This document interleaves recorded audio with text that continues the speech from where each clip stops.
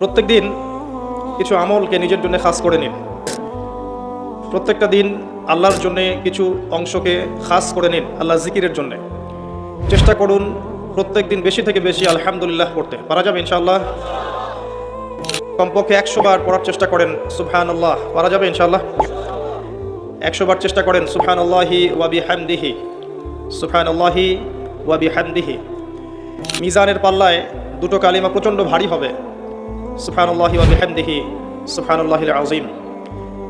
চেষ্টা করেন প্রত্যেক দিন কমপক্ষে 100 বার এতটুকু বলা, আস্তাগফিরুল্লাহ ওয়া আতুবু ইলাইহি, আস্তাগফিরুল্লাহ ওয়া আতুবু ইলাইহি। নবী সাল্লাল্লাহু আলাইহি ওয়াসাল্লাম, যার আগের পিছের সমস্ত গুনাহ মাফ, যিনি নিষ্পাপ মানুষ, তিনি দিনে 100 বার আল্লাহর কাছে ইস্তেগফার করতেন। সেখানে আমাদের কতবার পড়া উচিত আমরা নিজেরাই বুঝতে পারছি। কমপক্ষে 100 বার বলতে চেষ্টা করি আস্তাগফিরুল্লাহ ওয়া আতুবু ইলাইহি। এবং সকালে এবং সন্ধ্যায় একবার করে বলার চেষ্টা করি সাইয়্যিদুল ইস্তেগফার। সাইয়্যিদুল ইস্তেগফার কোন বই পাবেন? আমি রেফার করি একটা বই, হিসনুল মুসলিম। এই বইটার অ্যাপসও পাওয়া যায় প্লে স্টোরে, এখানে পাবেন। সকালবেলা পড়ার পরে কেউ যদি সন্ধ্যার আগে মারা যায় ইনশাআল্লাহ জান্নাতে যাবে। সন্ধ্যাবেলায় পড়ার পরে ফজর হওয়ার আগেই যদি মারা যায় ইনশাআল্লাহ জান্নাতে যাবে। কোনটা সাইয়্যিদুল ইস্তেগফার? আল্লাহুম্মা আনতা রাব্বি লা ইলাহা ইল্লা আনতা খালাকতানি আনা আবদুক ওয়া আনা আলা আহদিক ওয়া ওয়া'দিকা মাস্তাতা'ত আউযু বিকা মিন শাররি মা সানা'ত আবু'ু লাকা বিনি'মাতিকা আলাইয়া ওয়া আবু'ু বিযানবি ফাগফিরলি ফাইন্নাহু লা ইয়াগফিরুয যুনুবা ইল্লা আনতা। এর আগে কখনো শুনেছেন? যাদের মুখস্থ নাই, এটা মুখস্থ করা যাবে? সারা জীবনে মাশাআল্লাহ আমরা এসএসসি পাস করেছি না, এইচএসসি করেছি, অনার্স মাস্টার্স করেছি, physics, chemistry, biology, economics, political science, Jio politics, BCS coaching, computer course সব করেছি না? সাইয়্যিদুল ইস্তেগফারটা মুখস্থ করা যাবে না? যাবে ইনশাআল্লাহ। আল্লাহ পাক তৌফিক দান করুন।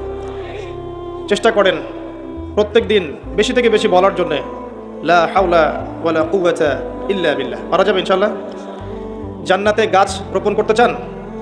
আপনি কি চান জান্নাতে আপনার বাগান থাকুক, খেজুর বাগান? জান্নাতে গিয়ে দেখবেন আপনার নামে জমি আগে থেকেই কেনা আছে এবং সেখানে খেজুরের গাছ আগে থেকেই রোপণ করা আছে। এমন সৌভাগ্য চান? বেশি থেকে বেশি পড়বেন সুবহানাল্লাহিল আযীম ওয়া বিহামদিহি, সুবহানাল্লাহিল আযীম ওয়া বিহামদিহি। একবার পড়বেন, একটা গাছ রোপণ করা হবে ইনশাআল্লাহ। কমপক্ষে 10 বার পড়বেন, সকালে 10 বার, সন্ধ্যায় 10 বার। কি পড়বেন? দরুদ শরীফ। কি পড়বেন? দরুদ শরীফ। সবচেয়ে ভালো হয় যদি আল্লাহুম্মা সাল্লি আলা মুহাম্মাদ ওয়া আলা আলি মুহাম্মাদ কামা সাল্লাইতা আলা ইব্রাহিম ওয়া আলা আলি ইব্রাহিম ইন্নাকা হামিদুম মাজিদ, এটা পড়তে পারেন। যদি এটা নাও পারেন, শুধু এতটুকু বললেই হবে ইনশাআল্লাহ, আল্লাহুম্মা সাল্লি ওয়া সাল্লিম আলা নবিয়িনা মুহাম্মদ, পারা যাবে ইনশাআল্লাহ। আল্লাহুম্মা সাল্লি ওয়া সাল্লিম আলা নবিয়িনা মুহাম্মদ, সকালে 10 বার, সন্ধ্যায় 10 বার। কি ফজিলত!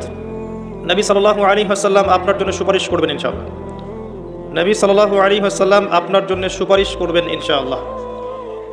তবে যদি আপনি ভেবে থাকেন যে আপনি সুদ খাচ্ছেন, ঘুষ খাচ্ছেন, দুর্নীতি করছেন, অন্যের হক নষ্ট করছেন, নামাজের ধার ধারছেন না, যাকাতও দিচ্ছেন না, পর্দা করছেন না, নবী সাল্লাল্লাহু আলাইহি ওয়াসাল্লাম আপনাকে দেখে খুশি হবেন এমনটা মনে করার কোনো কারণ নেই। যেমন নবী সাল্লাল্লাহু আলাইহি ওয়াসাল্লাম বলেছেন, এক শ্রেণীর নারী বের হবে আখিরুজ জামানে, শেষ জামানায়। কোন জামানায়? শেষ জামানায়। মানে এই নারীরা যখন বের হবে বুঝতে হবে শেষ জামানা চলে এসেছে। কথা কি বুঝতে পারছেন? কারা তারা? নবীজি বলেছেন নিসাউন কাসিয়াতুন আরিয়া মুমিলাতুন মাইলাত, এমন নারী যারা কাপড় পরেও নগ্ন থাকবে।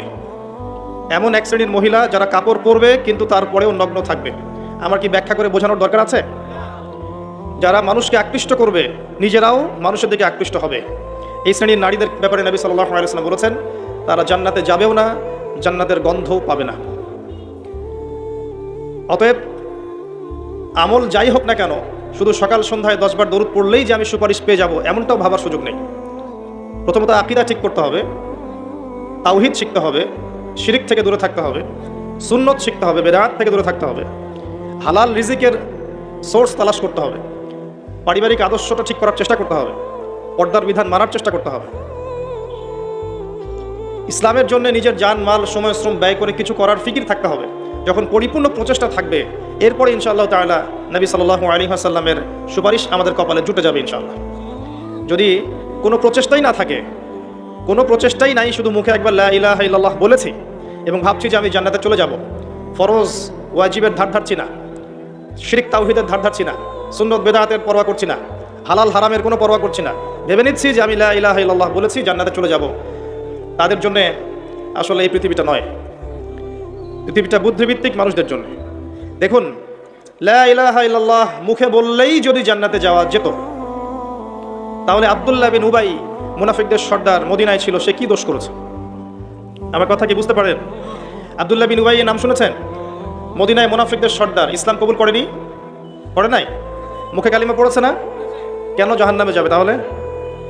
লা ইলাহা ইল্লাল্লাহ মুখে, তার আগে কলিজার ভিতরে, আগে কলবে, হৃদয় থেকে আল্লাহর সামনে আত্মসমর্পণ, আল্লাহ ছাড়া কোনো ইলাহ নাই, এটা মননে বিশ্বাস করা এবং সেভাবে আল্লাহর আদেশ নিষেধ মেনে চলার চেষ্টা করা। এরপরে কাজ করতে গিয়ে ভুল হতে পারে, তওবা করে ফিরে আসার সুযোগ আছে। লা ইলাহা ইল্লাল্লাহ এটাকে সরাসরি অস্বীকার করলে কাফের হয়ে যায়। আর লা ইলাহা ইল্লাল্লাহকে মুখে স্বীকার করে মনের মধ্যে কপটতা থাকলে মুনাফিক হয়। আবার লা ইলাহা ইল্লাল্লাহ বলে বিভিন্ন পাপাচারে লিপ্ত থাকলে ফাসেক এবং জালেম হয়। আর লা ইলাহা ইল্লাল্লাহকে মন থেকে বিশ্বাস করে মুখে স্বীকার করে কাজে বাস্তবায়ন করলে পরিপূর্ণ মুসলিম হয়। আমি কি বোঝাতে পারছি?